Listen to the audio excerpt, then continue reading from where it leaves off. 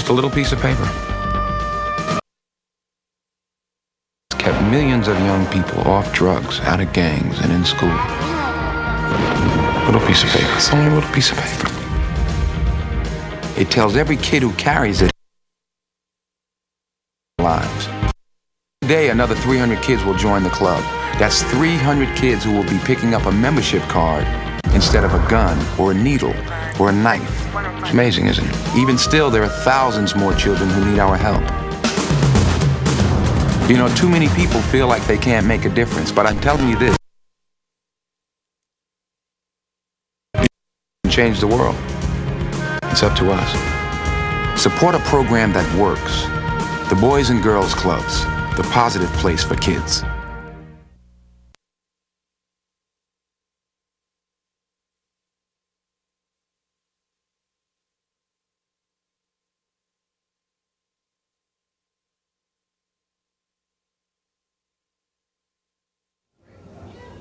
Welcome to the Gilchrist Experience.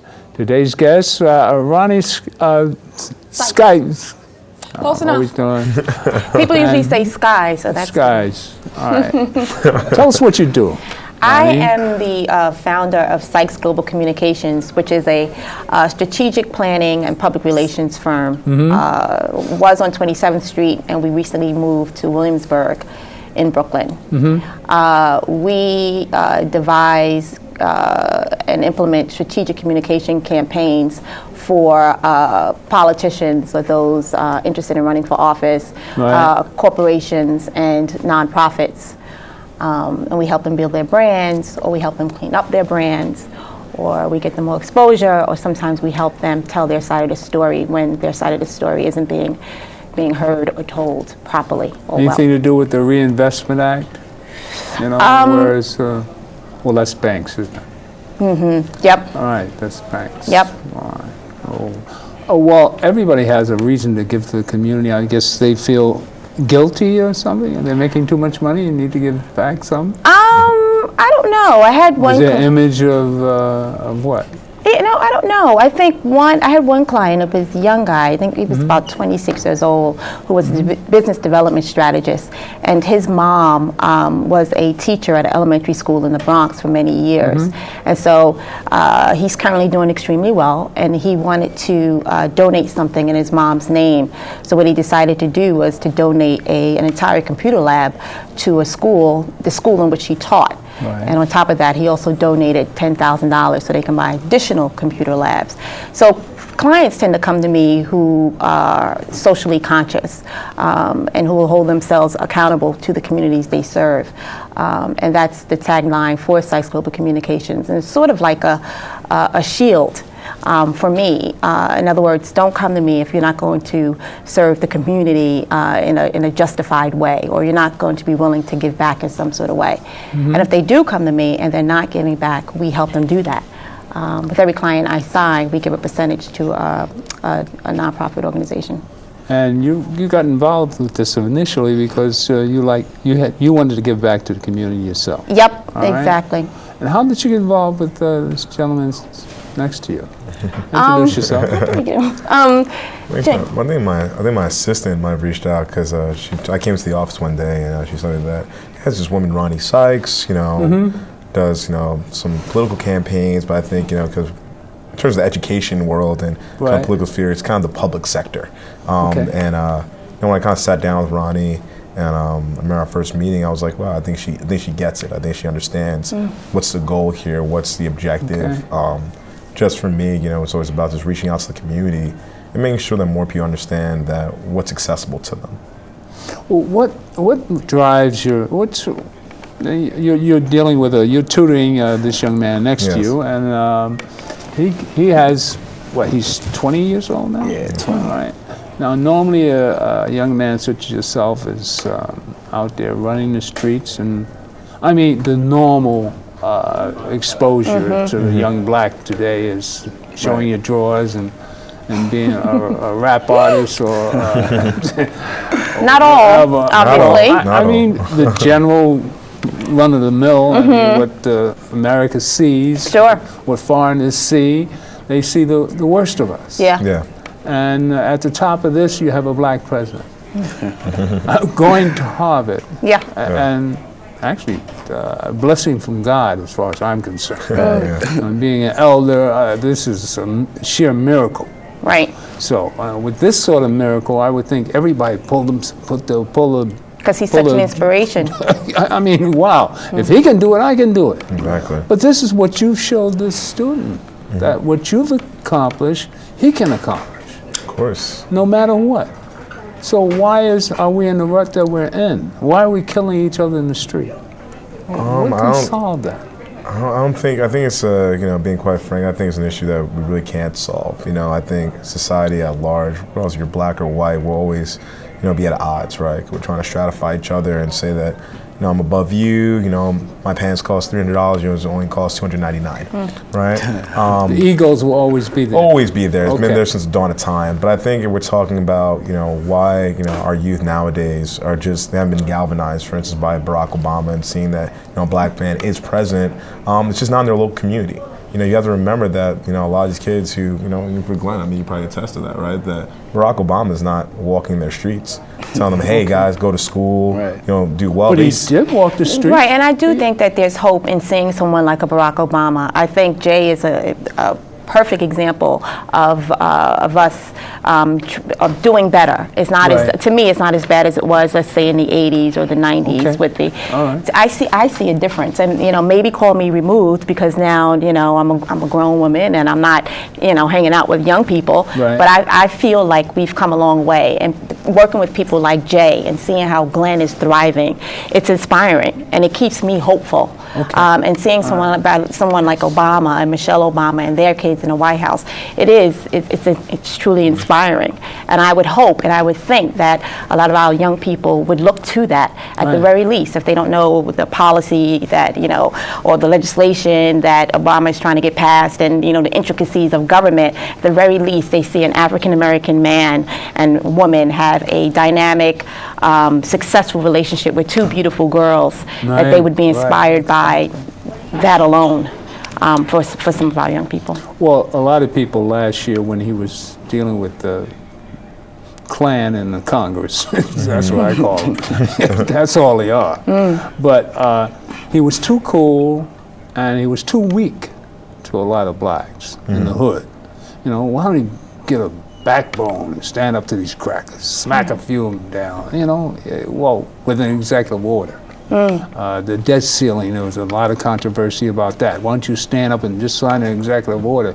But you saw how he would lay back and let these fools make fools of themselves. Yeah, I think while they were playing checkers, he was playing chess. Exactly. And every industry or industry that you find yourself in, there's a strategy to that particular industry. So he was developing his own strategy. Right. Exactly. Obviously and the Obamacare and several other things that he was and has been the way successful people lie. Yeah. You can see how greed and selfishness reigns supreme amongst people with money, super money, Illuminati money, that 1%, where they rule the planet with all their money. So this is to me, it's an example of God showing us how greed and selfishness gives you what? A Rodney with a Queen Anne. A Miss Anne. Oh, I love the title there. Miss Anne. Here come Miss Anne with her red and blonde hair.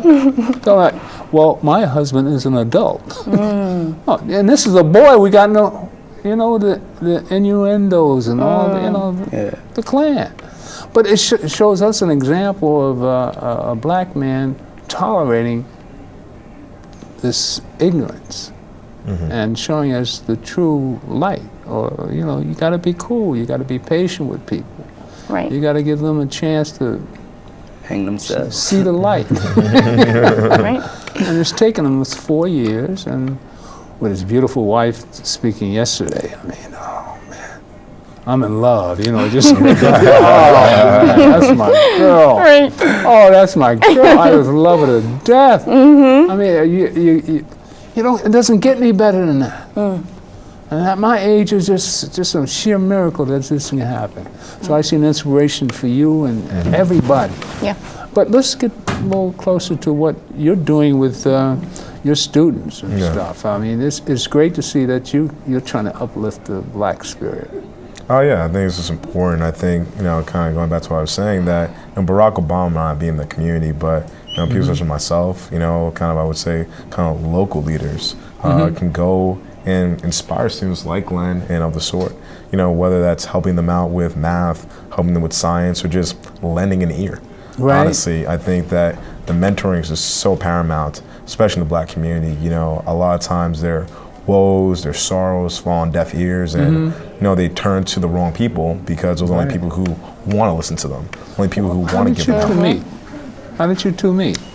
We actually met because I guess the GED program that you were working with, I actually went by there, and the caseworker told me, she was like, you have to meet this student, Glenn. He's great, he passed the GED with flying colors the first time, wants to do the SATs, you got to meet him. And he came by my office and we sat down and we just had this, kind of this instant rapport. And, it's been going on for, 2+ years now. And really working with them and realizing that it wasn't just, we started off on the foot of, hey, you don't get the SATs, let's work on that. But it's really grown into, kind of a big brother, little brother, what do you need from me? It's about... And the difference in age is not that... It's not that great, but I think it's in terms of the experience, right? That what he's experienced, what I've experienced, we learn from each other. Were you a gangster? I'm trying to be real, right? Were you one of the thugs out there in the street? I'm saying, I wouldn't say I was that, but I wasn't a punk. Oh, you can. Nobody's I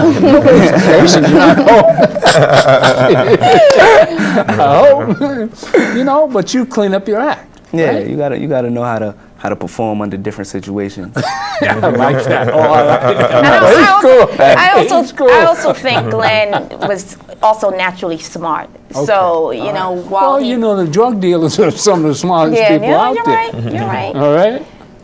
So, I didn't say fess up. You know what I mean? You weren't in the right light. Yeah, I wasn't. God wasn't shining down on you. Even before the GED program, I was out of school for a couple years before I went to get my GED. Okay. Just running around the streets with my friends and my bros and doing whatever I wanted to do, honestly, because my mother really didn't. She wasn't strict. She wasn't the type that was over you all, some parents be on top of you, top of your schoolwork. What did you do today? She wasn't like that. She gave me my freedom. Let me do what I want. Okay. And I guess. So what opened your eyes?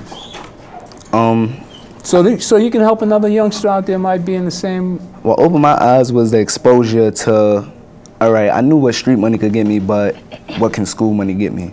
Okay. Wow. All right, that's excellent. That's powerful. Definitely. I saw my aunts and them. I moved to Florida. I got kicked out of the Board of Ed out here. I moved to Florida so I could finish school. And when I was out there, I realized, education is most important. Street money lasts but so long, or that whole process lasts but so long. Hey, if you want to be successful in the future, you're gonna need an education regardless to what. Okay. So you find that there was a need, no desperate move? It's necessary. Nobody was at your heels that you saw? Yeah, no. No, okay. Well, that's even better. See, it's even better. To know that. A lot of people, knocking, God help me, and then it changed. All right, so let's do this now so we can get a little bit more serious, and Graham's going to come on the set, and we're going to get further into we're going to run a roll-in about here and now. All right, and we'll be right back at you after this little intro. God bless.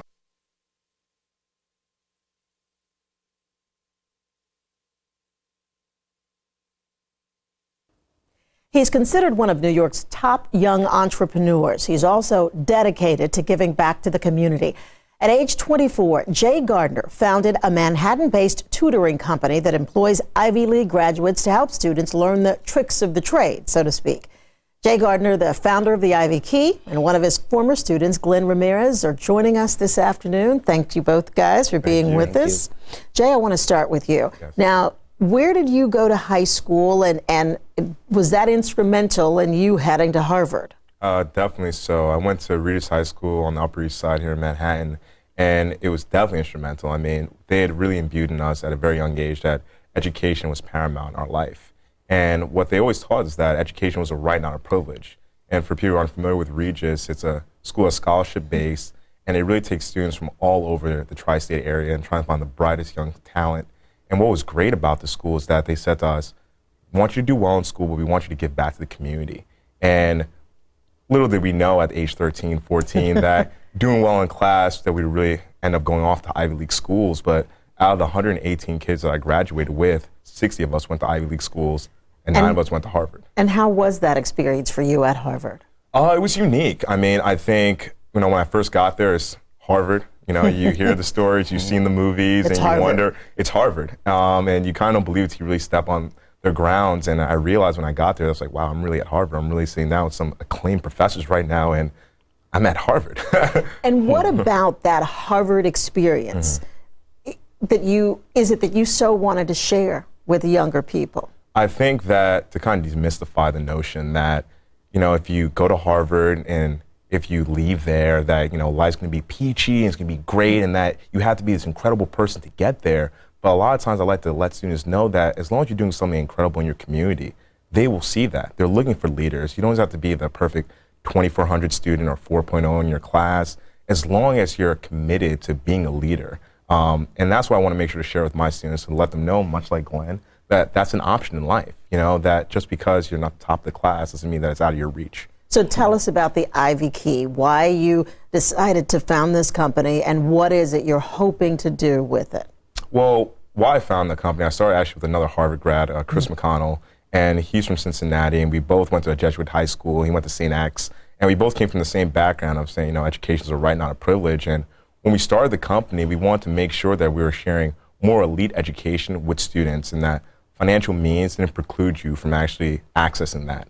So when we started the company, we started off with Climbing Ivy, and that was our pro bono kind of free tutoring, getting out there, providing SAT prep to students in New York, because with the graduation rates as low as they were at the time, and with the economic milieu that we had, and people were just losing jobs, we wanted to kind of imbue some hope, in our students. And when we started the Ivy Key, it was out of an attic in my mother's house, and making phone calls, and you'd be surprised how many people kind of hung up on us at first.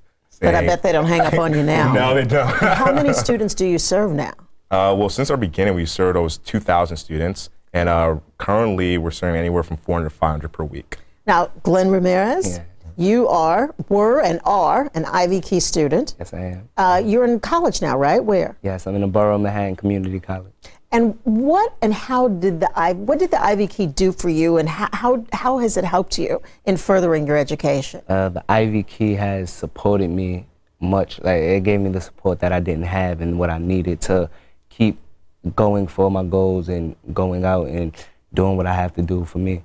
It kept me in charge of what I needed to do. It kept me on task. Usually kids tend to get sidetracked by certain things, or get involved in what's going on in their neighborhood. The Ivy Key kept me on a straight path, pretty much. Now, I might add that in addition to the challenges a young person faces trying to get their education and stick with it, you were also homeless at one point, I believe. Yeah, I was. When my mother first passed away last year in September, I was homeless for a little while. I stayed with my sister for a little while, but it wasn't really a permanent thing. I was bouncing around from home to home.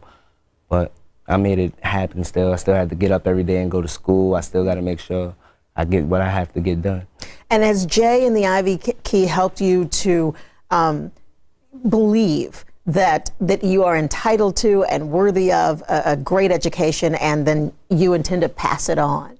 Yes, they definitely did. The Ivy Key helped me believe in myself more, because I wasn't really believing in myself as much as I should have been, I would say.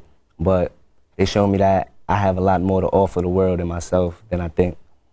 Now, what services does the Ivy Key offer, and the cost for people, and where can they find out more information about it? All of that. Oh, well, definitely. Well, I mean, first and foremost, we are a tutoring company, so we provide standardized test preparation, general subject tutoring, that you may have in your coursework.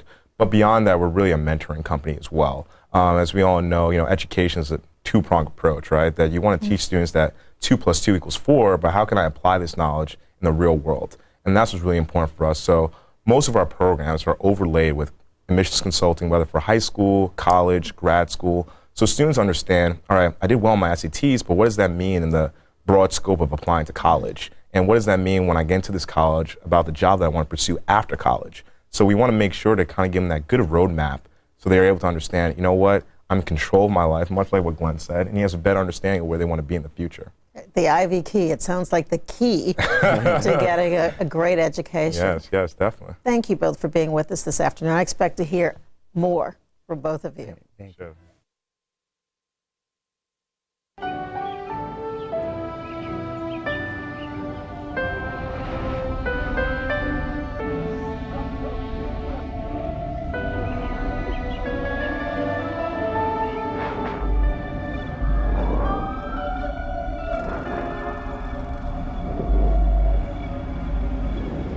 For many kids, a brighter future is within view, but not within reach. The Boys and Girls Clubs help kids cross the street to a better world. In fact, most of the kids here will go on to college, but there are still thousands more who need that opportunity. With your help, they can have a bright future instead of just seeing it through a window. Support a program that works. Support the Boys and Girls Clubs, the positive place for kids.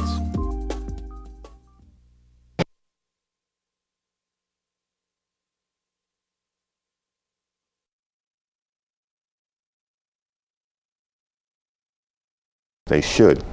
It's a different world today as opposed to when I was growing up in the 50s. And the methods of teaching need to change. Yeah. Young people today are more visual, auditory. The format of the standard classroom, sit down, look at the blackboard, it doesn't work. So they really need to make some changes.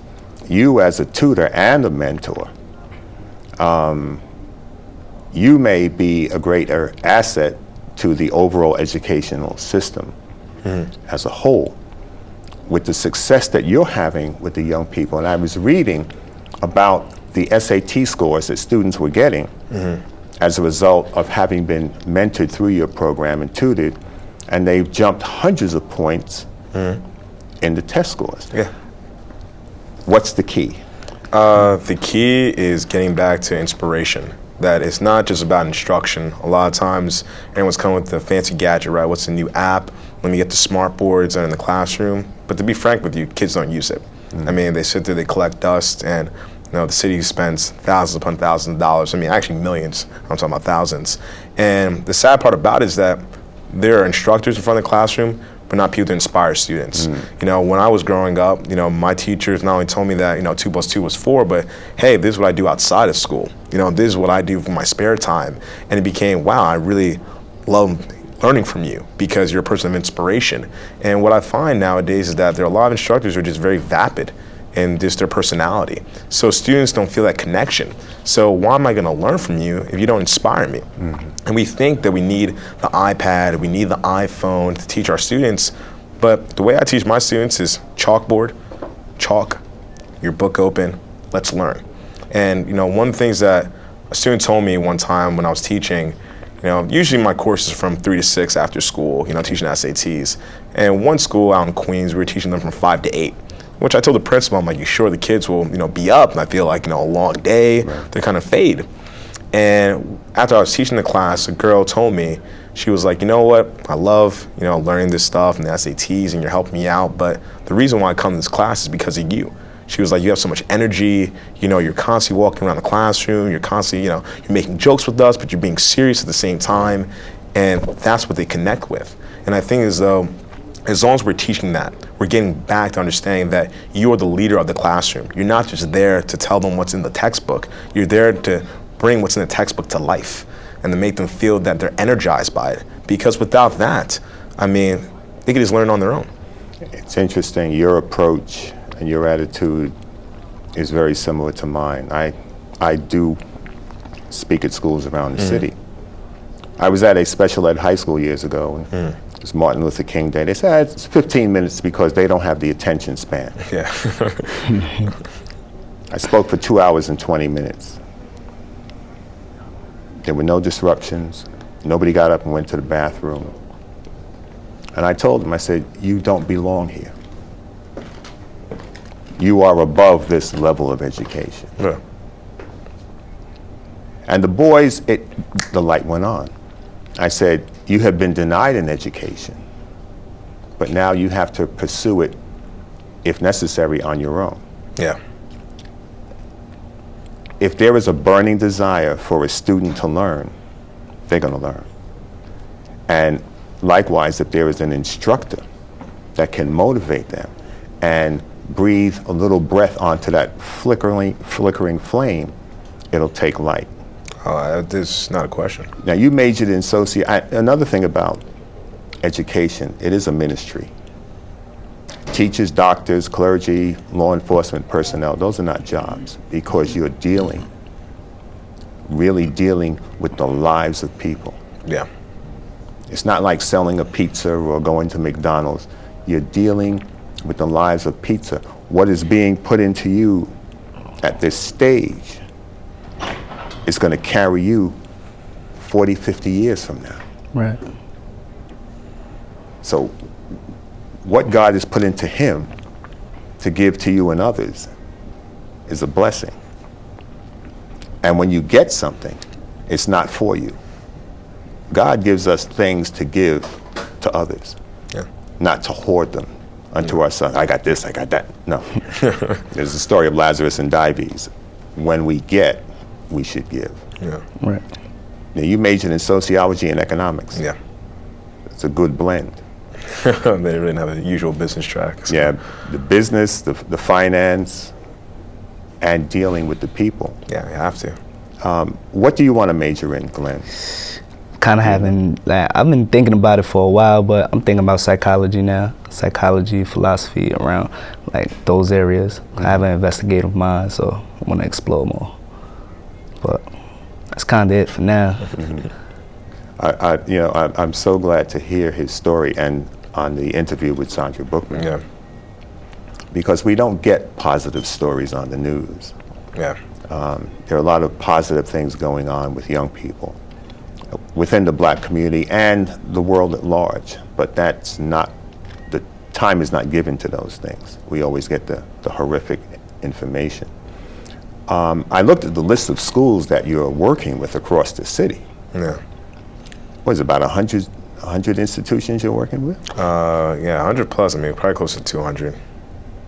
And you have a staff of? 45. 45. Yeah. So how do you get people to do what you've always had the burning desire? Is it the same desire that they have? Oh yeah, I mean, whenever I'm interviewing any prospective tutor, to come on board for the company, the question I always ask them, and the funny thing is when I ask this question, they always go, wow, no one's ever asked me this in an interview. I go, what makes you cool? What makes you different? What makes you dynamic? Why, after a long day of school, would I want to listen to you for 3 hours? Please tell me. Because if not, I don't care how smart you are. None of the kids I'm going to put you in front are going to listen to you. And that's important for me. I need to know that. I need to know that you're someone who's going to captivate the mind as well as enrich the soul, right? And it's important that you're able to hold their attention because, quite frankly, I mean, after school, when I was in high school, what I want to do, go play basketball, right? Go hang out with your friends because that was school, right? After school, now it's my time. And the students that are there, majority of them probably want to learn SATs, but some of them are probably forced by their parents or, the school said, hey, you're really good, we want to put you in this program. So always go with the expectation that no one wants to be there. And a lot of times you see people who try to instruct who think that, oh, everyone wants to be here, everyone wants to learn, everyone wants to stand here for 3 hours. No, they don't. They want to come there for you. They want to come there because you're making them feel special, that this is important. And it's about sharing your life. If you're just there to teach them that, oh, this is what you do for the verbal section, this is what you do for the critical reading section, anyone can do that. Go have Kaplan, go have Princeton Review. But people come to Ivy Key because our instructors inspire. They make them feel special. I mean, whenever we have our testimonials and students write, they invariably write, oh, my instructor was so smart, but so funny. Oh, he kept us laughing. He made it so much easier. I wish he was our math teacher all year, and that's what really warms the heart because it lets us know that, we're not just getting their scores up. You know, that's something I think at this point in time we kind of take it for granted because we know that we're just going to do that as long as you follow the curriculum. But for me, when I hear that the students rave about an instructor, you know, I was talking to a woman today from Achieving First, and she was like, can you have the instructor Dion from last year, because the kids love him. You know, they just want him to come back because they feel as though he really just got them going. And he got them going at 9 o'clock in the morning on a Saturday. So if he can do that, you know, I think that, you know, it really has a nice shining light for the Ivy Key for the future. Now, most of your tutors are from Ivy League. Yeah, schools. I mean, majority to all. I mean, we have, you know, may have one or two, but those are exceptions who are just exceptionally great instructors who I've met and really worked with one-on-one closely. But all of our tutors, I mean, majority are from Ivy League schools. Access. Yes. I'd like to talk about that because my brother is up at Phillips Exeter. Okay, yeah. So you know that. Yeah, I know the boarding school circle, yeah. He has taught King Faisal students and heads of state from around the world, their children. We didn't have that access years ago. And our folks have been going to Harvard for more than 100 years. It's nothing new. But most of the students, most of the kids in our neighborhoods don't get the access to information and the formulas. If they were just given the formulas as you're giving them, they could excel greatly, I believe. Could you just tell our listeners part of the formula? Let's say for math. I know when I was in high school, I had trouble with intermediate algebra at one point. And one day, just clicked. The light went on. You spoke about the motivation of the instructor, but in the education that you got, what types of formulas do they give you that enable you to excel that is not generally taught in regular public school? Daily commitment to excellence. You know, I went to Regis High School on the Upper East Side.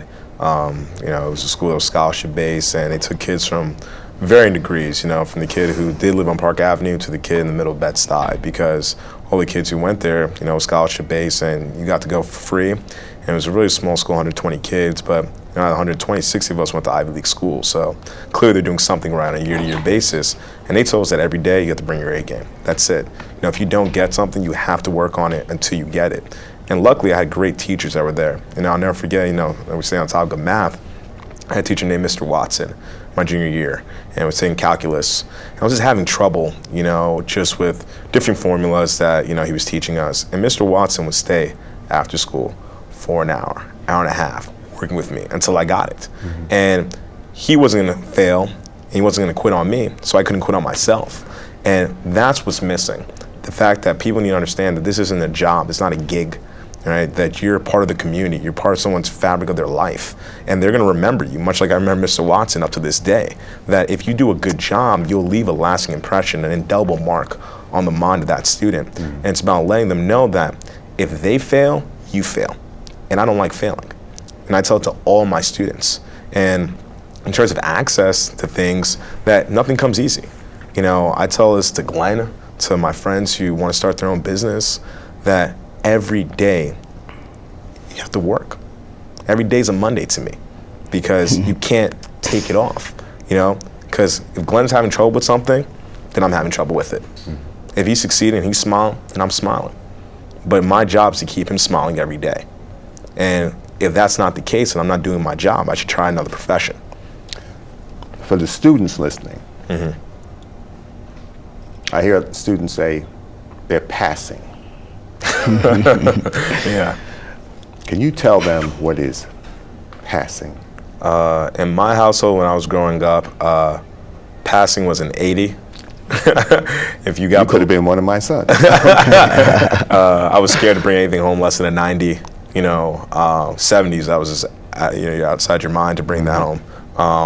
And that's the thing, you know, I tell people it's about setting expectation levels. If you set expectation levels here for students, they'll live up to that expectation. Right. But if you set it here and you set that barometer very high, they will live up to it. And what I see too often, especially in the public school system, is that they have very low expectations of their students. Oh, we hope that they'll just pass their regents. Oh, maybe they'll go off to college. All right, and that's what they're going to carry with them every single day, because everyone around them is reinforcing that maybe they'll succeed. I tell Glenn every day when we're working, there's no days off. We're going to get this done. My expectations here, I mean, even when we started working, right, we were tutoring out the Harvard Club. Yeah. Because he's never been there. I said, well, I'm going to show you what the Harvard Club is so you know what it looks like on the inside. So you get comfortable here, and you know that this is not something that isn't for you, that this is part of your world because it's part of my world, and it will be part of your world.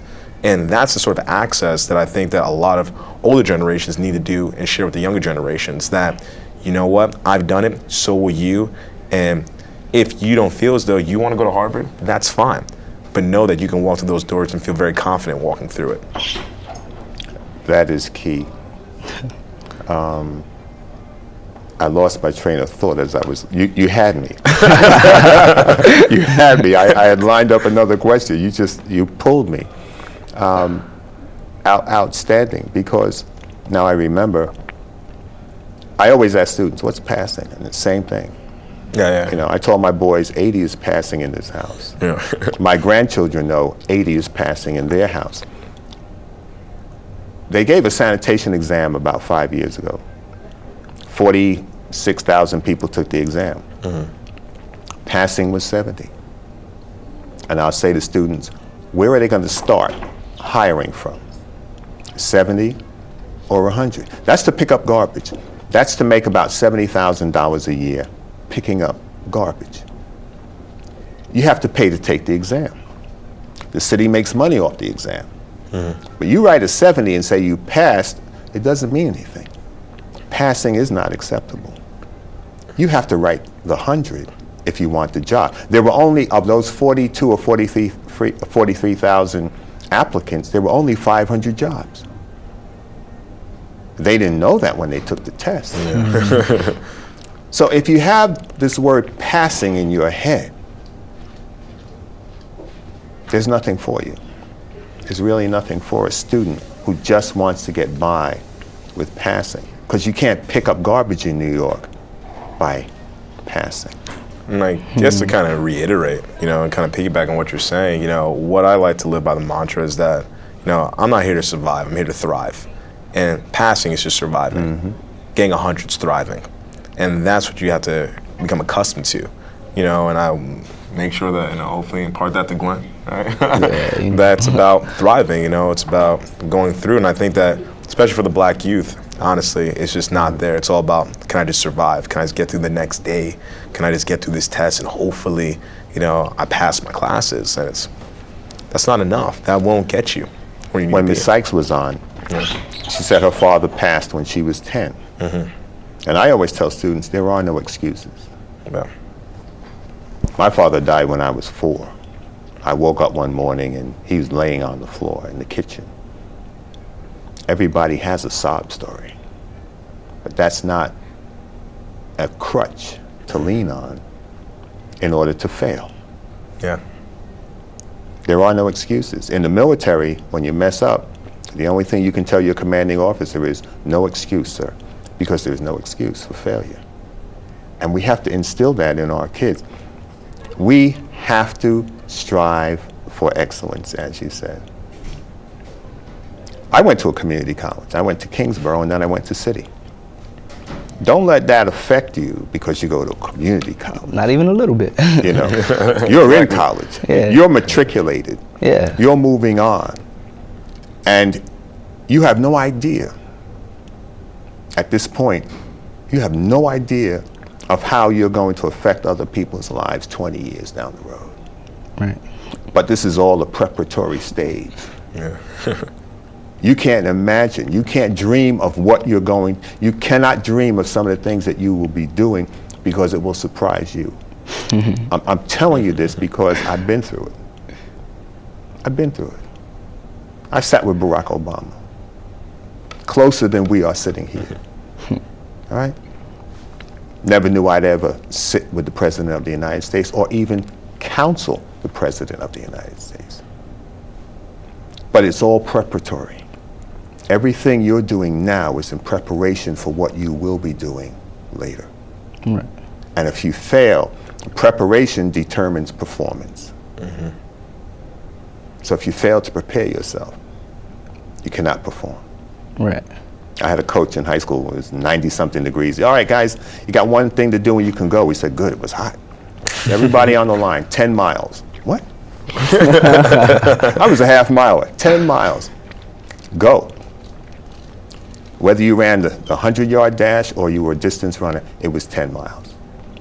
I got to 9 1/4 miles. I said, Herb Cantor, Thomas Jefferson High School, 1966. I said, Herb, I can't do this. He says, punk, you ran 9 1/4 miles and you're telling me you can't run 3/4 of a mile?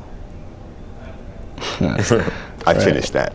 I finished that 10-mile run within the 1 hour that we had to do. And sometimes what we're telling ourselves is the excuse to enable us to fail when we just need somebody on the sidelines to push us. Yeah. And that's what you're doing. Mm-hmm. That's what you'll do someday with your own children and others, because we're all teachers. Yeah. I saw on the write-up, you're planning to expand this program into the cloud. Yeah, no, we definitely are. I mean, right now we have some free offerings on YouTube. We have over 100 videos there that bring down to some of the cursory concepts you'll find, like the SAT, SHSAT, SSAT for the boarding schools, as you're talking about, just because I want to limit excuses, just as you said, right? I tell my staff and everyone I work with, it's not about excuses, it's about execution. And that's what we do every day. And I don't want students to say, oh, I couldn't afford this. I put it up on free on YouTube for you. Don't tell me that you didn't know how to do that question, because I did it personally for you, for free. And what we're doing now is we're creating more apps for the iPhone, and what we're really trying to expand to something called Education on Demand, which is going to become a marketplace really for students and educators, and really break through what we call the brick and mortar. And what you find nowadays, like I said before, right? One of my students said, hey, I wish you guys were my math teacher all year. There's no reason why that student has to be relegated to a poor math teacher just because they live in that community. Mm-hmm. There's no reason why they can't go online and find maybe a great math teacher that may be in Oregon, maybe a great math teacher that may be in Kenya, maybe a great math teacher that may be in China. You know, we can get music at the drop of a dime, right?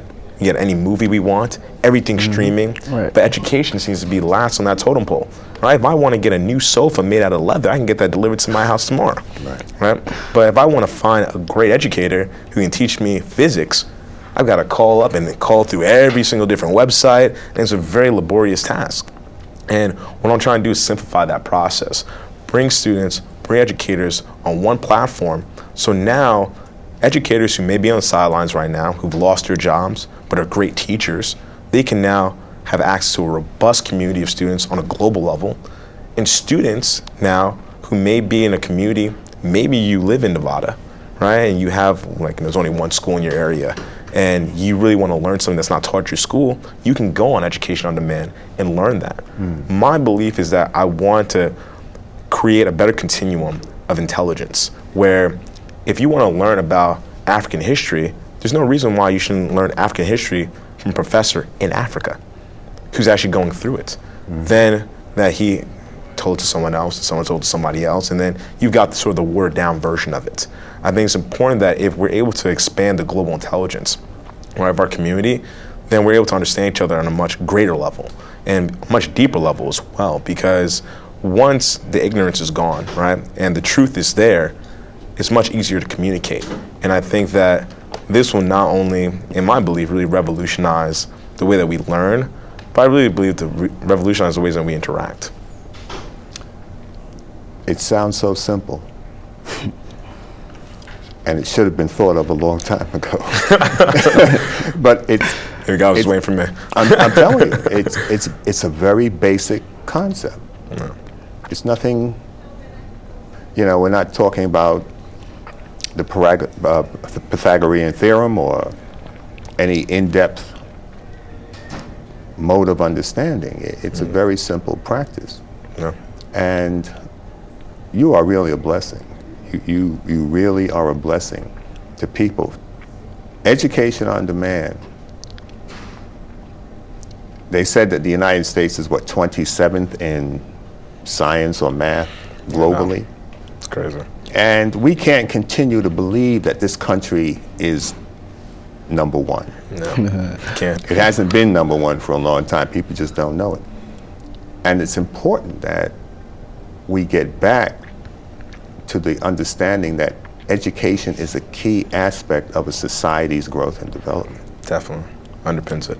And when you undermine education or undermine a group of people within the total populace, you're only bringing down your country. Completely agree with you. Because the greatest asset of any nation is in its people, and of that, it's in its children.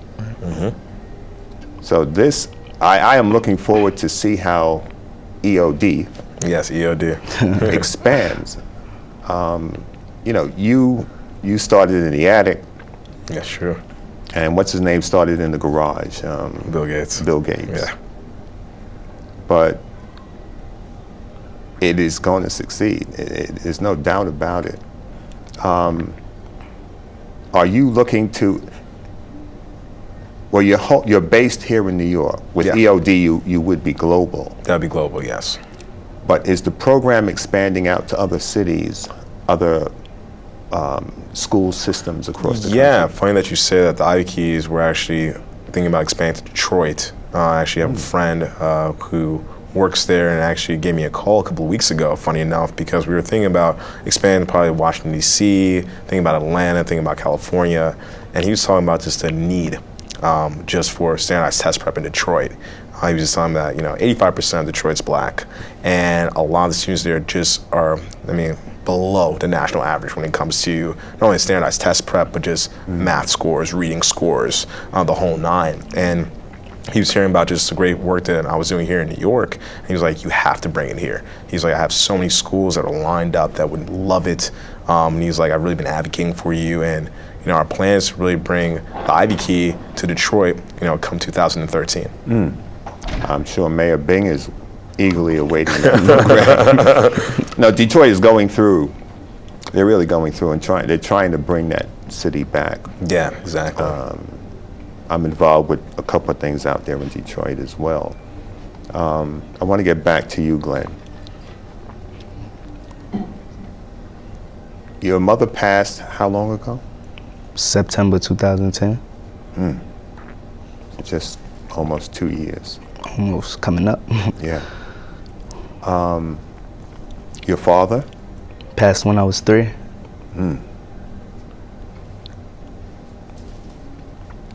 So you've really been through it. More than what that says. Yeah. It's a testament to the strength of our young people. No, not. I wouldn't even say it's that. I say it's more no excuses, like you said before. It's a self-responsibility. Like, I have to take care of myself. I'm concerned about my future. Other people, they really don't. They live for today. They live for survive, like you said before. They live for the day. They live to eat that day, just to pass or just to get through the day. I'm looking at the future because I know I'm gonna be here. You have to prepare. Like you said, you prepare now for what's going on, for what's going to happen. And funny enough, I get a lot of strength from Glenn. Just hearing his story. For most, I'll deal with a lot of students of varying degrees, and rarely are they on time. Rarely. Sometimes. But Glenn, even though he may be all over the place, I tell him 4:15. He's here at 4:15. Not a question. If he's late, somebody had him the subway. Not because he was taking a long time to get ready. Yeah. He is always on time. And when we had our schedule on Fridays, coming at 3, me at the Harvard Club, right there at 3 o'clock. No questions asked. No phone. No phone. Phone broken. He'd still be there at 3 o'clock. Let me ask you, your first venture to the Harvard Club, what did you think when you got there? Oh, I was amazed. I was looking around, just in awe. Like, wow, I'm really here. Like, this is unbelievable. It just motivated me more. Like, wow, I made it here. I know I can make it further. Like, this is the last place I thought I'd ever be. So Harvard Square. Right. And I have a lot of family in Roxbury and Cambridge. Oh, okay. See, it's important that our young people get that kind of exposure. Very much so. To get out of the neighborhood, to get off the block, to move from the fishbowl to the ocean. Right. You know, there's so much more to see, and the more you see, the more you learn. And as you get around and you see people that look like you there, well, wait a minute, okay. He looks like me, he looks like me. This is not about it's all theirs. Exactly. Right. Because it's not. And I know Harvard does give scholarships to students every year, full scholarships, to children who students who could never afford to pay. But the importance of your being exposed. It's real important. It opened your mind. Yeah, like even with the younger kids or kids that's in neighborhoods now, I feel like they're there because they don't know more. That's all they do know. Like when I was younger, what motivated me to kind of want to go to school, I was on my first cruise when I was 7. You know, I've been places, like, so that kind of opened my mind, like, oh, it's more than the streets. Oh, okay, that's what this street money will get you, and this is what school money will get you. Like, you need to be exposed to those different situations so you could kind of find out where you want to go. Mm-hmm. So when your kids are growing up, they'll take their cruise when they're 3 or 5. The funny thing is, I wouldn't want them to, like, even if I'm wealthy, when I'm having kids and I'm raising them, I would still want them to be exposed to the streets. Oh, yeah. Just because it helps you build better character, yeah. Yeah, you gotta have a balance, definitely. The ongoing efforts of Ivy Key, what do you see 10 years from now? It's funny, I get asked this question. I mean, because I was wondering, I said, well, I wonder if he'll one day turn the reins over to somebody else and move to another venture? Or do you see it as something you'd love to do? Well, that's the thing, you know, people, you know, I hadn't taken vacation in about 4 years, and people were asking me, how you keep working, you know? And I go, I'm on vacation, I'm living my dream. You know, there's people ask, you know, you'll be successful one day. I am successful. I love what I do. I wake up every day. You know, Warren Buffett was asked one time, you know, what do you consider to be luck? And he goes, I consider myself to be a lucky guy because I get to skip to work. I love what I do. He goes, I don't care how much I get paid to do it. It's because I love it, and I get paid well to do it because I love what I do. I don't do it begrudgingly. And when I heard that, I realized I feel like the luckiest man as well. And to me, moving to the future for the Ivy Key, you know, I would love, obviously, for us to be in all the major cities in New York, you know, major cities globally, you know, looking at Asia, obviously wanting to bring it to Africa, you know, trying to galvanize a lot of those students that are there just because they just don't have the resources. Right. You know, being from Jamaica, you know, wanting to go to Jamaica and want to get more students from the Caribbean, knowing that they have great knowledge base and that, you know what, you just don't know the proper formula, as you said before, to getting into these Ivy League schools. But you know what, you're as smart as a whip. So you need to know this and about making sure they're aware of this, aware of these resources, and that I can provide it for them. And I mean, really the next phase is expand the Ivy Key, but then moving on to education on demand.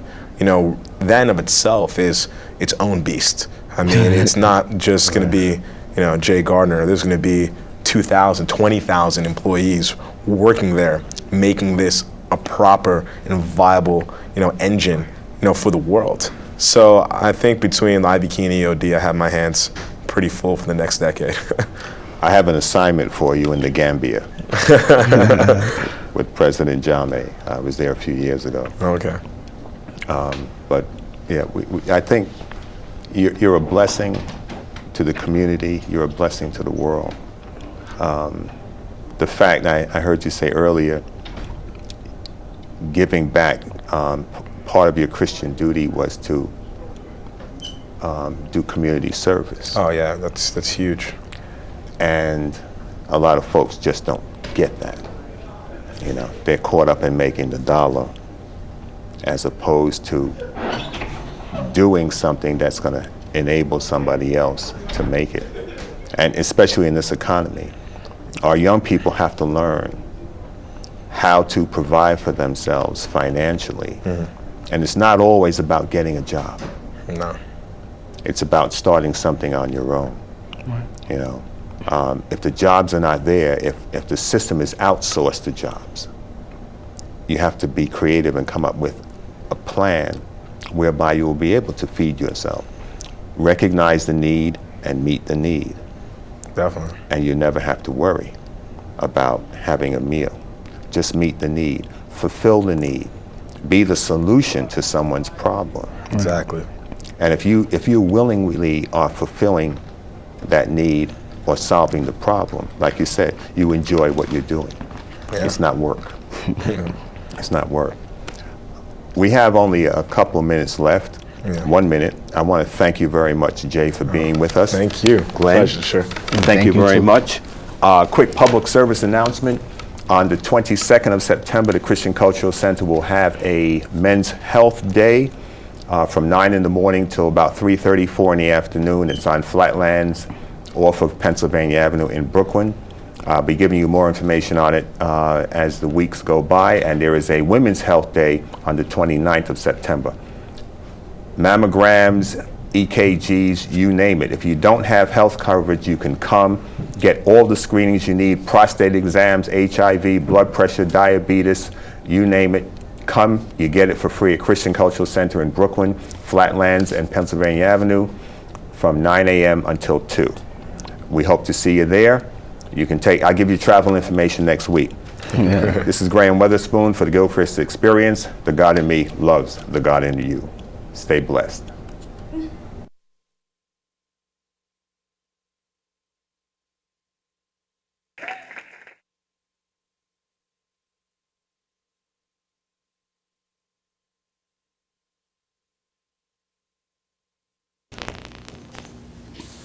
History is a clock that people use to tell their political and cultural time of day.